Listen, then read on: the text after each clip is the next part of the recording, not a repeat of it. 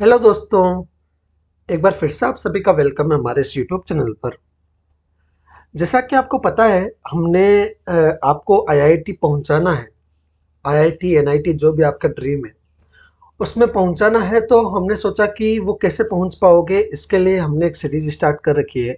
9th 10th 11th 12th चारों classes के अपन जो इम्पोर्टेंट साइंस और मैथमेटिक्स है, जैसे 9th और 10th के तो अपने साइंस मैथमेटिक्स लेंगे। 11th 12th में आप देखोगे तो केमिस्ट्री फिजिक्स और मैथ्स अपन यहाँ पर कवर करवाएंगे। तो अपनी अभी 9th क्लास की चल रही है, सीरीज चल रही है, जिसमें अपने ऑलरेडी कुछ वीडियोस कंप्लीट हो गए। अगर वो नहीं देखा तो आप प्लेलिस्ट में जाके देखना। प्लेलिस्ट सेक्शन में वहाँ पर अलग अलग वीडियोस बना रखे हैं। हम आपको बेसिकली क्या कर रहे हैं, यहाँ पर पहले कॉन्सेप्ट कवर करवाएंगे, सारे के सारे कॉन्सेप्ट अच्छे से आपको समझाएंगे।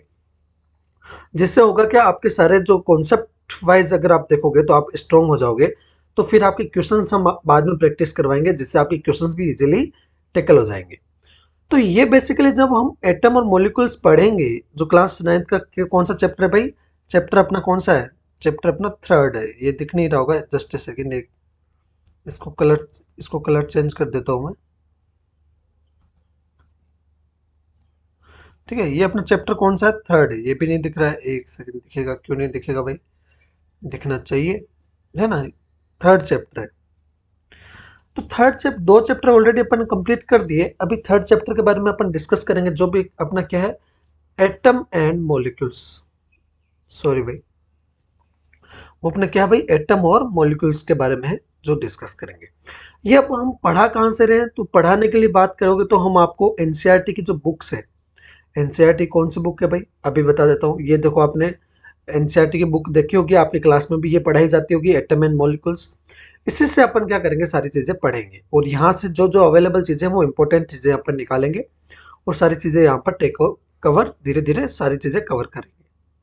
ठीक है, तो अपन स्टार्ट करते हैं बिना टाइम वेस्ट किए हुए। ठीक है, बाकी आपने अभी तक चैनल को सब्सक्राइब नहीं किया, वीडियो को लाइक नहीं कर रहे हो, दोस्तों के साथ शेयर प्लीज जरूर करें, है ना? चलो स्टार्ट करते हैं भाई। तो एटम और मॉलिक्यूल्स के बारे में बात करते हैं। ठीक है, आपने बचपन में कोई लेगो ब्लॉक्स से खेला होगा, या घर बनाया होगा लेगो से। ठीक है, या गाड़ी से कोई स्पेसशिप बनाई होगी। ठीक है, अगर मैं आपसे कहूँ कि आप मैन, आपका फोन और ये पूरी दुनिया, सबके सब यूनिट्स पर छोटे छोटे इनविजिबल लेगो ब्लॉक से ही बने हैं, तो आप क्या मानोगे इस चीज को? ठीक है, अगर अपन हमको काटे, हमको एक एक पीस में कट करें, तो लास्ट में एक एक छोटे छोटे ब्लॉक मिलेंगे, तो वो अपन, उसको मैं बोल रहा हूँ लेगो ब्लॉक। ठीक है, तो उसी से रिलेटेड अपने क्लास 9th का ये जो चैप्टर है ना, एटम और मॉलिक्यूल्स, वो अपन पढ़ेंगे। ठीक है, एटॉमिक ब्लूप्रिंट भी कहते हैं इसको। ठीक है, बिना किसी टाइम वेस्ट कब, चलिए जो इनविजिबल जो बिल्डिंग ब्लॉक्स है उसके बारे में अपन क्या करते हैं, डिस्कस करते हैं। नाउ बात करते हैं, एटम का आइडिया आया कहाँ से। पहले ये आपको समझना पड़ेगा कि हिस्ट्री ऑफ अनकटेबल है जो एटम है, इसका आइडिया अपने पास कहाँ से आया। तो अपने पास जो 500 बीसी की फिलोसफी है ना, मतलब कि आज से लगभग कितने साल पहले हो गए, 3000 साल पहले, 3 years अगो। ठीक है, उस टाइम पे अपना क्या आया था, जो बिल्डिंग ब्लॉक्स, ये फिलोसफी आई थी बिल्डिंग ब्लॉक्स के बारे में। ये इंडिया में भी आई थी और ग्रीस में भी आई थी। इंडिया में क्या आई थी भाई, जैसे महर्षि कणद ने बोला था। ठीक है, कि भाई एक सॉलिड आइडिया दिया था उन्होंने, क्या बोला था, अगर हम किसी भी मैटर को तोड़ते हैं, तोड़ते जाए, तो ऐसे स्टेज पर आएगी जो आप, उसके बाद में आप उसको नहीं तोड़ पाओगे। ठीक है, ठीक है ना? वो इनविजिबल या सबसे छोटे पार्टिकल को उन्होंने क्या बोला, परमाणु बोला। आपको पता होगा, ये परमाणु भी बोला था, आप इसलिए अपना परमाणु बम, जो एटॉमिक बम है उसको परमाणु बम बोलते हैं ना। तो ये अपना परमाणु किसने बोला था, महर्षि कनद ने बोला था। और कब बोला था, आज से 3000 साल पहले ही बोल दिया था। ठीक है, इसी के टर्म्स में अपने एंशियंट ग्रीक्स में भी बोले गए थे भाई। ठीक है, ग्रीक फिलोसफर जो डेमोक्रिस और लूसिपक्स जो थे नाम, अब ठीक है, लूसिपस और डेमोक्रिसियस, ये नाम हो सकता है मैं गलत बोल रहा हूँ। उन्होंने अपना क्या दिया था भाई, सेम बात कही, और इन जो इनडिविजिबल पार्टिकल है उनको नाम क्या दे दिया उन्होंने, एटोमस दिया था। उन्होंने स्टार्टिंग में क्या नाम दिया था, एटोमस। लेकिन ये सब सिर्फ फिलोसफी थी, इसका कोई साइंटिफिक प्रूफ तो था नहीं, उन्होंने भाई सोचा था बस, वो बोल दिया। तो साइंटिफिक प्रूफ की बात करेंगे तो ये कब आया, तो ये अब सब आया अपना 18th सेंचुरी में। कैसे आया देखो भाई। जस्ट ए सेकेंड यार, थोड़ा सा गले में दिक्कत आ रही है बट इट्स ओके।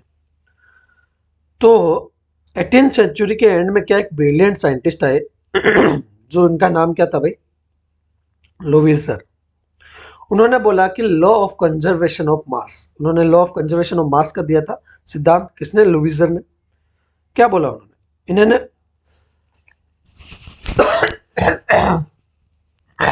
ना अब ठीक है। तो उनको उनको ही अपन क्या बोलते हैं, फादर ऑफ केमिस्ट्री भी बोलते हैं, थोड़ा सा इसको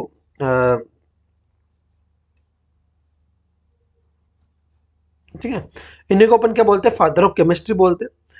उन्होंने क्या सिद्धांत दिया था, क्या लॉ दिया था भाई, उन्होंने केमिकल कॉम्बिनेशन के दो गोल्डन रूल दिए जो केमिस्ट्री के फाउंडेशन है। केमिकल कॉम्बिनेशन के दो गोल्डन रूल कौन कौन से है भाई, ठीक है, और यहां से क्वेश्चन पूछे जाने के चांसेस भी ज्यादा है।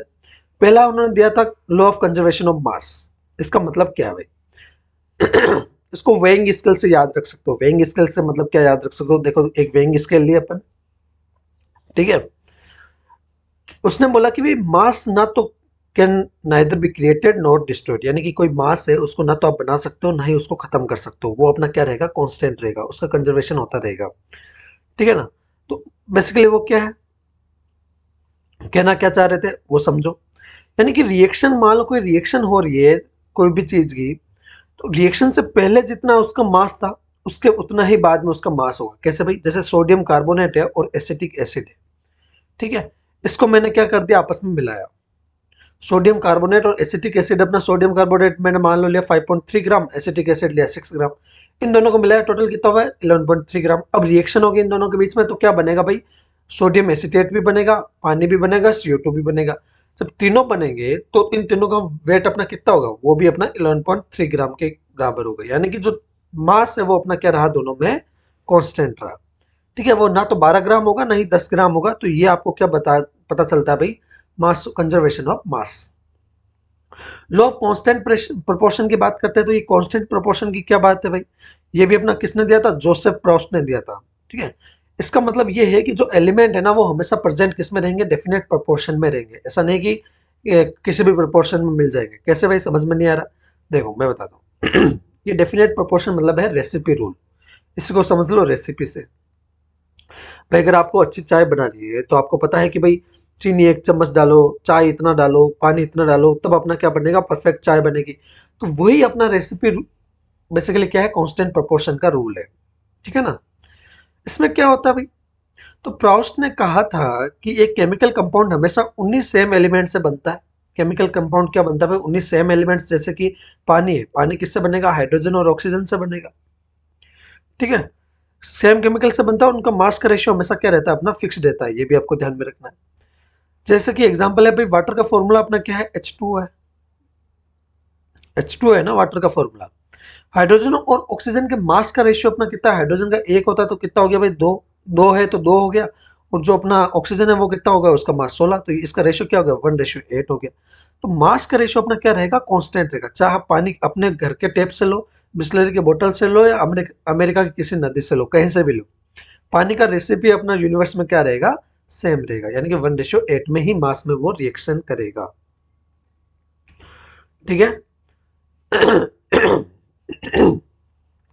ऐसे ही अपना डेल्टन का मास्टर ब्लूप्रिंट उन्होंने दिया था भाई, जॉन डेल्टन थे, ठीक है, उन्होंने 6 अपने क्या दिए थे पोस्टुलेट्स दिए थे। क्या होता है भाई, बेसिकली सिंपल सी चीज है। इन रूल्स को प्रूफ करने के लिए जो अपन ने ऊपर 2 रूल पढ़े हैं ना, कौन कौन से रूल भाई, एक तो अपना ये कंजर्वेशन ऑफ मास और एक प्रोपोर्शन वाला, इनको प्रूफ करने के लिए उन्होंने क्या किया, एक अपनी एटॉमिक थ्योरी दी। क्या दी भाई, एटॉमिक थ्योरी दी। ये थ्योरी बेसिकली क्या है, इसके 6 पोस्टुलेट्स होते हैं। क्या क्या होता है भाई, एक अपना क्या होता है, बिल्डिंग ब्लॉक्स, यानी कि हर मैटर चाहे सॉलिड हो, लिक्विड हो, गैस हो, छोटे छोटे पार्टिकल से बना है, और उसी पार्टिकल को अपन क्या बोलते हैं, एटम बोलते हैं। ये उन्होंने पहली बात बोली। दूसरी क्या बोली कि एटॉमिक अपने क्या है, एटम अपने क्या है भाई, इनडिविजिबल है। इनडिविजिबल यानी कि उनको अपन काट नहीं सकते, ना तो क्रिएट कर सकते हैं ना ही डिस्ट्रॉय कर सकते हैं, ठीक है ना। यानी कि उन्हें तोड़ा नहीं जा सकता, और उनके रिएक्शन में ना तो उनको क्रिएट या डिस्ट्रक्शन करते हैं, और वही अपना क्या है, कंजर्वेशन ऑफ मास है। उन्होंने वो भी अपना थ्योरी क्या इसमें प्रूव की। फिर अपना क्या है, आइडेंटिकल ट्विन्स है। इसका मतलब क्या होता है कि एक एलिमेंट के जो सारे एटम्स है ना, किसी भी एलिमेंट के सारे एटम अपना क्या होंगे, आइडेंटिकल होंगे। आइडेंटिकल का मतलब क्या होगा एकदम अपने क्या होंगे, वो सेम होंगे, ठीक है ना। आइडेंटिकल मतलब क्या हो गया, अपने एकदम सेम होंगे, कौन, एटम जो अपने ट्विंस होंगे। फिर अपने क्या है, यूनिक आइडेंटिटी है। यूनिक आइडेंटिटी का मतलब क्या होता है कि हर एटम अपना क्या होगा, अलग अलग एलिमेंट होंगे और अलग अलग उसका क्या होगा, मास और प्रॉपर्टीज भी उसकी अलग अलग होगी, यानी कि वो अपना क्या होगा, यूनिक होगा अपने आप में। फिर अपने होल नंबर की जो बात कर रही है वो क्या है, एटम अपने क्या होता है, सिंपल होल नंबर के रेशियो में रिएक्शन करते हैं। कंबाइन कैसे करते हैं, होल नंबर के रिएक्शन करते हैं।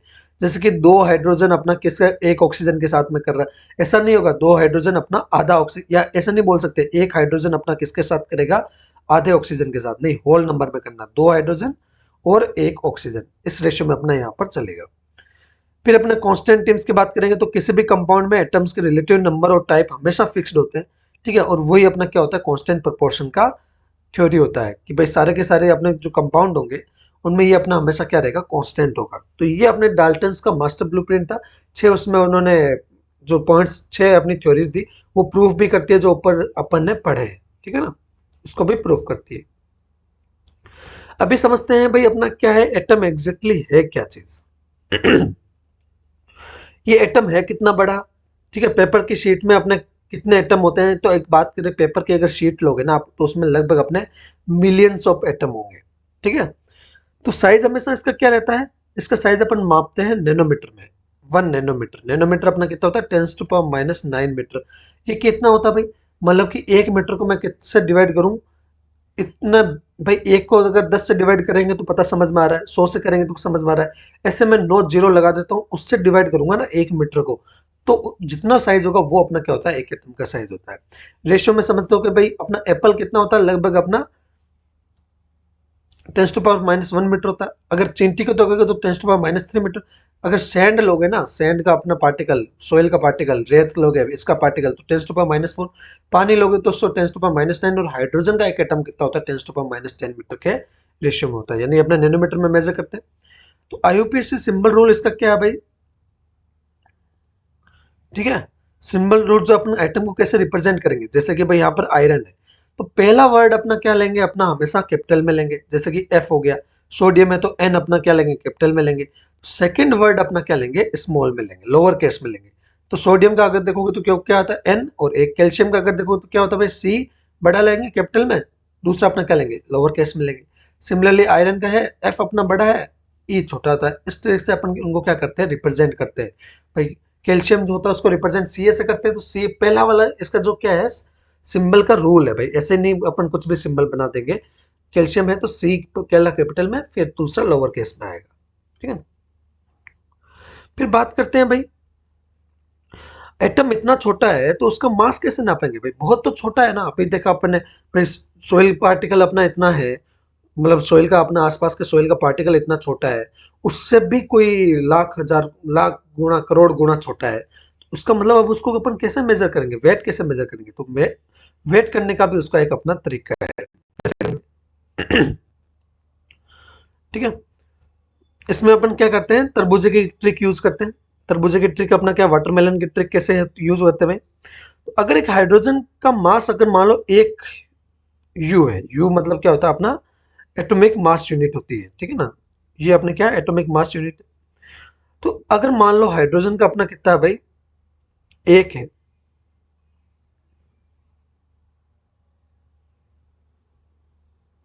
ठीक है। हाइड्रोजन का अपना मान लो एक है, तो उसी टर्म्स में कार्बन का अपना कितना हो जाएगा भाई, कार्बन का अपन बोलते हैं 12 होता है एटॉमिक मास। तो उसका मतलब क्या है, वो हाइड्रोजन से 12 गुना ज्यादा है, ठीक है। हाइड्रोजन का एक है तो कार्बन का कितना होगा, 12। भाई कार्बन का आप एटॉमिक टेबल वगैरह आगे पढ़ोगे, ठीक है, तो उसमें और समझ में आएगा। बस मैं ये बताना चाह रहा हूँ कि भाई अगर मान लो तरबूज है, ठीक है ना, ये अपना कार्बन का कोई एटम है, तो इसको मैं क्या करूंगा भाई, इसको मान लो मैंने 12 पार्ट्स में कर डिवाइड किया, फिर मैंने एक पार्ट इसका निकाला और उसका मैंने वेट किया, वो आया, मान लो कितना भी आया, वो उसको मैंने बोल दिया एक एटॉमिक मास यूनिट बोल दिया। अब जो कार्बन है वो इससे कितना है, 12 गुना है, तो 12 टाइम्स इसको मैं मल्टीप्लाई करूंगा, तब अपना क्या आ जाएगा, कार्बन का आ जाएगा।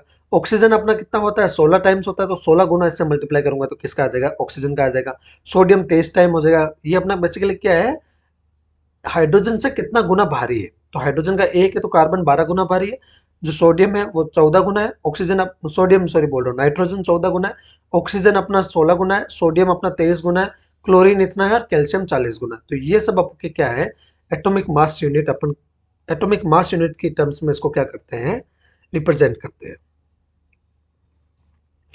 ठीक है, इसको थोड़ा सा आपको वापस एक बार देख लेते हैं आपने कितना समझा है। कि भाई बोलता है कि which of Dalton's postulates explain the law of conservation of मास। तो अपन ने देखा था भाई कंजर्वेशन का कैसे बता रहा था कि ना तो अपना एटम डिस्ट्रॉय कर सकते हैं, ना उसको रिक्रिएट कर सकते हैं, ना उसको है ना क्रिएट कर सकते हैं। एटम अपने क्या इनडिविजिबल है, इनको ना तो क्रिएट किया जा सकता है ना ही डिस्ट्रॉय किया जा सकता है कोई भी केमिकल रिएक्शन में। तो यही अपना क्या हो गया, लॉ ऑफ कंजर्वेशन ऑफ मास हो गया। ठीक है, अगर सी यू का अपन को बोला कि भाई है ना इसका एरर बताओ इसके सिंबल में, तो हमें पहले पता सी के पहले क्या कैपिटल आएगा, दूसरा अपना क्या आएगा लोअर केस में आएगा। तो सी यू का ये करेक्ट होगा, ना कि ये वाला होगा। फिर अपना fill in the blanks atomic mass unit, जो अपना exactly 1/12 of the mass of the U अपना है, मतलब कि कौन से एटम का जो एटॉमिक मास यूनिट है वो 1/12 के बराबर होगा एग्जैक्टली। तो अपन को पता है भाई 12 किसका होता है, कार्बन का होता है। तो 1 की बात करोगे तो 1/12 किसका होगा भाई, कार्बन का ही होगा, तभी तो वो 1 के बराबर आएगा। भाई 12 डिवाइड बाई 12 करोगे तभी तो 1 होगा ना। तो ये 12 तो अपने कार्बन का है, उसका 1/12 कर रहे हैं अपन यहाँ पर, उससे मल्टीप्लाई कर रहे हैं ना बेसिकली। तो ये बेसिकली क्या हो गया, कार्बन 12 हो गया। तो ये आपको थोड़ा सा याद रखने के लिए समझ में आया होगा। अब मॉलिक्यूल्स के बारे में देखते हैं, एटम के बारे में आपने समझा, अब देखते हैं अपना मॉलिक्यूल्स के बारे में। ठीक है, ये बहुत इंपॉर्टेंट है। इसमें पहले आपको समझना पड़ेगा आयन क्या होता है। सॉरी, पहले मॉलिक्यूल्स के बारे में देखें ना। मॉलिक्यूल्स देखते हैं भाई,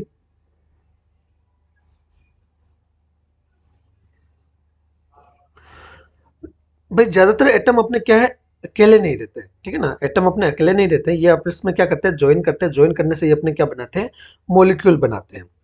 ठीक है, अब ध्यान से देखना, दो टाइप के मॉलिक्यूल होते हैं, मॉलिक्यूल्स ऑफ एलिमेंट और मॉलिक्यूल्स ऑफ कंपाउंड। एलिमेंट अपन ने पहले पढ़ रखा है, मेटर्स वगैरह में आपने देखा होगा, एलिमेंट्स अलग होते हैं, कंपाउंड अलग होते हैं, वो आपने लास्ट चैप्टर में भी समझा होगा। ठीक है ना, एलिमेंट मिलके अपना क्या बनाते हैं, कंपाउंड बनाते हैं। ठीक है ना, जैसे कि यहाँ पर समझो ये अपना क्या एलिमेंट है, ऑक्सीजन एलिमेंट, फास्फोरस एलिमेंट है, सल्फर एलिमेंट है, हीलियम एलिमेंट है, आर्गन एलिमेंट है।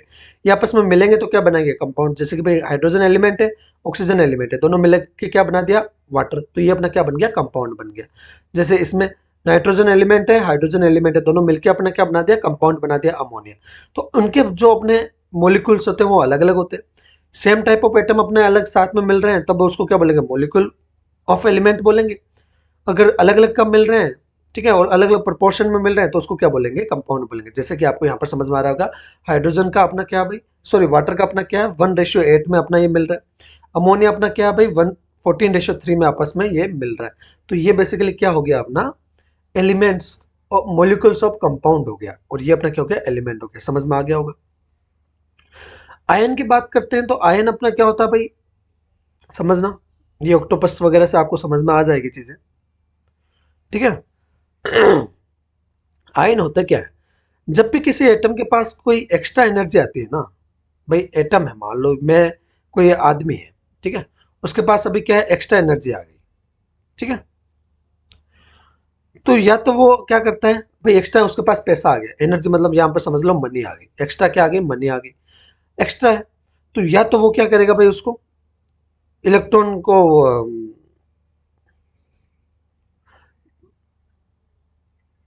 ऐसे समझो भाई, अपने क्या है, चार्ज पार्टिकल। ठीक है, मनी के टर्म्स में भी मैं समझाऊंगा आपको, है ना। तो बेसिकली क्या है कि भाई देखो, ऐसे समझना बहुत इजी और सिंपल है। कोई दयावान आदमी है, समाज में उसकी रिस्पेक्ट समझो, रिस्पेक्ट के टर्म्स में बात करते हैं। कोई दयावान आदमी है, दयावान आदमी का मतलब क्या हो गया, वो अपना भाई क्या करता है, पैसे दूसरों को बांट दे रहा है, तो उसकी इज्जत क्या होती है, ज्यादा होती है। ज्यादा होती है यानी कि वो पॉजिटिव हो जाता है। पॉजिटिविटी आ जाती है ना, तो वो अपना पॉजिटिवली चार्ज हो जाता है, यानी कि वो अपने जो अपने पास में इसके इलेक्ट्रॉन थे उसने वो क्या कर दिए, दूसरों को दे दिए, यानी कि अब इसके पास इलेक्ट्रॉन की क्या है, कमी है। कमी है तो ये पॉजिटिव हो गया, पॉजिटिव यानी कि समाज में इज्जत बढ़ गई। अब क्या हो रहा, किसी ने भाई पैसे ले लिए उधार, वापस दे नहीं रहा है, तो अपने पास वो क्या ले लिया इलेक्ट्रॉन ज्यादा ले लिया अपने पास में, ज्यादा ले लिया तो अब उसमें वो समाज में उसकी क्या है, इज्जत कम हो गई, तो नेगेटिवली चार्ज हो गया। वैसे पॉलीएटॉमिक क्या होगा भाई, जो क्लस्टर होता है कैरिंग जो फिक्स चार्जेस होते हैं ना, भाई यहाँ पर अलग अलग थे, अब ये क्या है, क्लस्टर बना हुआ है, SO4 है वो, ओवरऑल अपना खुद का पूरा मिला के उसने क्या कर दिया, 2 इलेक्ट्रॉन ज्यादा ले लिया अपने पास में, तो ये अभी क्या हो गया, पॉलीएटॉमिक हो गया। ये अपने क्या होते हैं, आयन होते हैं, जो चार्ज पार्टिकल होते हैं। पॉजिटिव होता है कैटाइन बोलते हैं, जो अपना नेगेटिव होता है उसको एनाइन बोलते हैं। वैलेंस क्या है भाई, कितनी कैपेसिटी है, यानी कि कितना उसकी कैपेसिटी है होल्ड करने की। जैसे ऑक्टोपस है 8 कैपेसिटी है, वैसे यहाँ पर उसी से समझा रखा है भाई, ऑक्टोपस है तो देखो 4 हाइड्रोजन, ये ऑक्सीजन है जो 4 हाइड्रोजन को आपस में कवर कर रखे साथ में रख रहा है, तो OH4 यानी कि इसकी कैपेसिटी कितनी हो गई, 4 हो गई। ये इसकी क्या है, वैलेंसी, ठीक है ना। तो ऐसे ही समझ में आ गया होगा आपको। तो अब अपना पूरा फोकस स्क्रीन पे लाना, और एग्जाम में सबसे हाईएस्ट वेटेज टॉपिक जो होता है केमिकल फॉर्मूला लिखना। इसके लिए हम यूज करते हैं क्रिस क्रॉस निंजा टेक्निक। भाई केमिकल फॉर्मूला आप कैसे लिखोगे ये आपको समझ में आना चाहिए। क्रिस क्रॉस टेक्निक बेसिकली क्या है, देखो दोनों एलिमेंट्स के सिंबल साइड बाय साइड लिखने, जैसे कि ये हाइड्रोजन है, सल्फर है, इन दोनों का अपन ने क्या किया, साइड बाय साइड लिखा। फिर अपन क्या करेंगे, मेटल या पॉजिटिव आयन हमेशा क्या रहेगा, लेफ्ट में रहेगा। भाई ये पॉजिटिव आयन है, हाइड्रोजन पॉजिटिव होता है, सल्फर नेगेटिव होता है, तो ये अपना क्या रहेगा, लेफ्ट में रहेगा, ये राइट में रहेगा। फिर इनके नीचे अपन क्या रखते हैं भाई, नॉन मेटल राइट में लिख दिया, ठीक है। फिर इनके नीचे अपन लिखेंगे वैलेंसी, यानी कि जैसे कि भाई अपना हाइड्रोजन की वैलेंसी कितनी है, 1 है, सल्फर की वैलेंसी कितनी है, 2 है, ठीक है ना। सल्फर अपना 2 इसकी वैलेंसी है, हाइड्रोजन की अपनी 1 होती है, ये आपको ध्यान में रखना है, ठीक है ना। ये बाद में और आपको अच्छे समझ में आएगा। तो ये मैंने रखा, अब इनको आपस में क्या कर देना, क्रिस क्रॉस कर देना। ऐसे क्रिस क्रॉस किया तो हाइड्रोजन के नीचे अपना 2 आ जाएगा, सल्फर के नीचे 1 आ जाएगा, यानी H2S बन जाएगा। ये अपना क्या हो गया, H2S रिजल्ट बन गया, ठीक है। ऐसे बाकी के सारे अपन क्या करते हैं, उनको पढ़ते हैं और समझते हैं, ठीक है। जैसे कि अपन मान लो अभी टेट्रा कार्बन टेट्रा क्लोराइड बोला है, तो ये कार्बन है, कार्बन का क्या होता है, कार्बन C होता है। टेट्रा क्लोराइड, क्लोराइड अपना क्या हो गया, Cl हो गया। टेट्रा का मतलब यहाँ पर क्या होता है, 4 होता है, ये अपना क्या हो गया, 4, तो ये अपना क्या हो गया, टेट्रा क्लोराइड हो गया। इसको और समझना है तो कार्बन की, भाई कार्बन की वैलेंसी क्या होती है, नीचे 4 होती है, क्लोरीन की वैलेंसी क्या होती है, 1 होती है। क्रिस क्रॉस कराया तो कार्बन के नीचे 1 लिखने की जरूरत नहीं होती है, क्लोरीन के नीचे 4 तो 4 आ जाएगा, तो इससे Cl4 हो जाएगा। सोडियम नाइट्रेट की बात करते हैं, तो देखो सोडियम क्या होता है अपना Na, इसकी वैलेंसी कितनी होती है, 1 होती है। नाइट्रेट अपना क्या होता है, NO3, इसकी वैलेंसी क्या होती है, 1 होती है। क्रिस क्रॉस कराया तो NaNO3 बन गया। एल्यूमिनियम ऑक्साइड की बात करोगे तो एल्यूमिनियम की वैलेंसी कितनी होती है, 3 होती है। ऑक्सीजन की वैलेंसी क्या होती है, 2 होती है। इनको आपस में क्या करें, क्रिस क्रॉस, तो Al2O3 हो गया। अमोनियम सल्फेट, अमोनियम की वैलेंस, अमोनियम क्या होता है भाई, NH4 होता है, इसकी वैलेंसी क्या होती है, 1 होती है। सल्फेट होता है, सल्फेट की वैलेंसी क्या होती है, SO4, इसकी वैलेंसी क्या होती है, 2 होती है। आपस में क्रिस क्रॉस कराया तो NH4 का होल ट्वाइस SO4, ये अपना क्या बन गया, फॉर्मूला बन गया। तो इस तरीके से आप क्या कर सकते हो, फॉर्मूला बना सकते हो। अब बात करते हैं मास कैलकुलेट करने की। तो हमने अभी भी ऊपर पढ़ा था कि भाई हाइड्रोजन की मास यूनिट क्या होती है, 1 यूनिट, ठीक है। अब जितना भी इससे टाइम जितना गुना ज्यादा होंगे उतना उसका मास यूनिट हो जाएगा, ठीक है। जैसे कि मान लो मेरे को मोलिकुलर मास निकालना है किसका, HNO3 का, तो हाइड्रोजन है इसमें, ये क्या है, नाइट्रोजन है, ऑक्सीजन है। हाइड्रोजन कितना, 1 है, उसका एक यूनिट कितना भाई, उसका कितना मास होता है, खुद का 1 होता है, तो 1 से 1 मल्टीप्लाई करोगे तो क्या आ गया, 1 यूनिट आ गया। जो नाइट्रोजन है उसका कितना होता है, 14 होता है, और यह कितना है यहाँ पर 1 ही है, 1 इंटू 14 करोगे तो 14 हो गया। ऑक्सीजन खुद का कितना होता है, 16 होता है, बट यहाँ पर कितना है, O3 है ना, यानी कि 3 है ऑक्सीजन, 3 से मल्टीप्लाई करोगे तो क्या आ गया, 48 आ गया। फिर सबको अपन ऐड करेंगे तो अपना लास्ट में क्या बन जाएगा, टोटल मास बन जाएगा HNO3 का, ठीक है ना। तो मैथमेटिक्स सिंपल है, बस आपको ये जो मास वगैरह है वो याद रखने, मास वगैरह याद रखोगे तो आपको ये सारी चीजें मास वगैरह कैलकुलेट करना बहुत ही इजी हो जाएगा। ठीक है। बाकी बस ये आपके जो एग्जाम पर जो एरर होते हैं वो आपके ज़्यादातर चांसेस होते हैं एरर होने के। वो क्या होता है भाई, अगर मान लो कोबाल्ट बोला है तो आप C, क्योंकि सेकंड लेटर अपना क्या लिखना होता है, लोअर केस में, यहाँ पर लोअर केस में नहीं लिखा, ऊपर बड़ा लिख दिया, तो ये अपना देखो कार्बन होगा, और बड़ा लिख दोगे तो इसको ऑक्सीजन मानेंगे, तो कार्बन मोनोऑक्साइड बन गया, तो यहाँ पर ये गलत हो गया। कोबाल्ट को सी और नीचे लिखोगे, ठीक है, लोअर केस में हो गया। तो ब्रैकेट्स की बात करते हैं, जैसे CaOH का होल टू एस, यहाँ पर OH, यहाँ पर क्या भाई, इसका समझ में क्या आ रहा है, कैल्शियम एक है, ऑक्सीजन एक है, हाइड्रोजन दो है, पर ऐसा नहीं है। ये अपना क्या है, Ca, और ये अपना OH का होल टू एस है, यानी कि यहाँ पर कैल्शियम एक है और OH अपने दोनों मिला के कितने हैं, दो है, तो ग्रुप में है ये, ठीक है ना। तो ये अपना CaOH का होल टू एस यहाँ पर करेक्ट होगा। ऐसे Ca2O2, ये भी अपना क्या हो गया भाई, कैल्शियम दो हो गया, ऑक्सीजन माइनस दो हो गया। तो ये रेशियो में अपन को क्या करना है, यहाँ पर दो दो, क्योंकि दोनों एक एक ही रेशियो का है ना, सिंपल रेशियो में लिखना है, तो अपन को यहाँ पर सिंपल रेशियो में क्या लिख देंगे, CaO। अदरवाइज अपन ऐसे भी लिख सकते हैं Ca10O10, पर बात तो एक ही है, इसको ये लिखो चाहे ये लिखो भाई, इसको 10 से टाइम मल्टीप्लाई करोगे तो सेम चीज हो जाएगा, ठीक है। तो वैलेंसी अपना सेम रखनी है, तो ये कैंसिल आउट सिंपल रेशियो में अपन कन्वर्ट करना है, CaO इसका क्या आएगा, करेक्ट आंसर आएगा, ठीक है। तो ये अपना एटम और मॉलिक्यूल का चैप्टर था, आई होप आपको समझ में आया होगा। हिस्ट्री और लॉज के बारे में समझा अपने। कणत कणत जो अपना इंडियन फिलोसफर था, डेमोक्रेट्स अपना जो ग्रीस फिलोसफर था, उसने परमाणु एटम दिया। फिर लोवेजर ने अपना कंजर्वेशन ऑफ मास के बारे में बताया, प्रोस्ट ने कांस्टेंट प्रोपोर्शन के बारे में बताया, डेल्टन ने फिर एटॉमिक थ्योरी दी। फिर अपने एटम के बारे में देखा कि रेडियस इसका कैसे मेजर करते हैं, न्यूटन सॉरी नैनोमीटर में मेजर करते हैं, बहुत छोटा होता है, 10⁻⁹ मीटर के बराबर होता है। केमिकल सिंबल के बारे में समझा अपन ने, कैसे कैसे सिंबल लिखते हैं भाई, है ना, जैसे कि कैल्शियम में C और A छोटा लिखते हैं, लोअर केस बड़ा केस। एटॉमिक मास के बारे में समझा, हाइड्रोजन का अपना एक यूनिट होता है, बाकी इससे मल्टीप्लाई कर देंगे। मोलिकुल्स और आयन आयन के बारे में समझा भाई, भाई अपना मोनो डाई पॉली, ठीक है ना। एलिमेंट्स के बारे में और कंपाउंड के बारे में समझा। एलिमेंट्स में सेम टाइप के अपने जो अपने एटम होते हैं वो मिलते हैं, कंपाउंड्स होते हैं उसमें क्या होता है, अलग अलग टाइप के मिलते हैं। कैटाइन अपना पॉजिटिव होता है जिसमें इलेक्ट्रॉन की कमी है, एनाइन में अपना नेगेटिव होता है, इलेक्ट्रॉन की ज़्यादा है। पॉली एटॉमिक क्या होता है अपना, जिसमें नंबर ऑफ एटम क्या हो, ज़्यादा हो। फॉर्मूला और मास के बारे में देखा, वैलेंसी समझा आपने, भाई कितना उसमें कैपेसिटी है बॉन्ड बनाने की, ठीक है, बॉन्ड बनाने की कैपेसिटी है उतनी वैलेंसी है। फिर उसके बाद में फॉर्मूला कैसे बनता है भाई, तो अपने कैटाइन इधर लिखना है, एनाइन इधर लिखना है, फिर अपन इनके नीचे वैलेंसी लिखना है, और लास्ट में क्या करा देना है, क्रिस क्रॉस करा देना है, ठीक है। तो ऐसे क्रिस क्रॉस करा के अपने यूनिट मास वगैरह कैसे निकालते हैं, सबका मल्टीप्लाई करके निकाल देते हैं, ठीक है। तो ये आपका समझ में आया होगा, आपको पूरा समझ में, मास्टर ब्लूप्रिंट इसमें जो रिवीजन के लिए आपको यूज कर सकते हो। बाकी आपको होमवर्क देखेंगे तो भाई जो केमिकल फॉर्मूला है ना, एस एल्यूमिनियम क्लोराइड, ठीक है,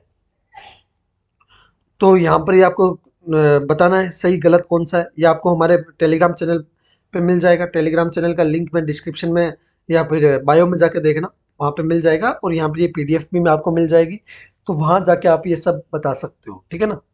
फिर न्यूमेरिकल लॉजिक्स के बारे में भी समझाना है भाई, हाइड्रोजन और ऑक्सीजन 1:8 में होता है, तो अपना मास रिएक्शन क्या होगा, 3 हाइड्रोजन ऑक्सीजन एटम के, ठीक है, हाइड्रोजन गैस के, वो आपको बताना है, ठीक है। होमवर्क इसी तरीके से C2H2 और सल्फर मॉलिक्यूल है, उनको अपना क्या है, बेसिकली मोलिकुलर मास वगैरह फाइंड आउट करने हैं आपको, ठीक है। तो ये आपका क्या था, अच्छा सा चैप्टर अपन ने कवर किया, अच्छे से समझ में आएगा एटम और मॉलिक्यूल्स के बारे में। जो अपना चैप्टर था ज़्यादा बड़ा नहीं है, सिंपल सा चैप्टर था, और इसी तरीके से अपन बाकी के चैप्टर भी आने वाले टाइम में कंप्लीट करेंगे, ठीक है। कॉन्सेप्ट वाइज अभी आपको हम तगड़ा कर रहे हैं, उसके बाद में अपन क्या करेंगे, उसके बाद में ये सब तो अपन कवर कर ही लेंगे, क्या भाई, जो भी अपने न्यूमेरिकल होंगे, एग्जाम जो आई जेई मेंस में, जेई एडवांस में जो क्वेश्चंस पूछे जाते हैं, उन सब के आपको क्या कर देंगे, यहाँ पर कवर करवा देंगे 1 बाय 1 करके, ठीक है ना। तो आज की इस क्लास में इतना ही, मिलते हैं नेक्स्ट क्लास में, तब तक के लिए बाय, टेक केयर।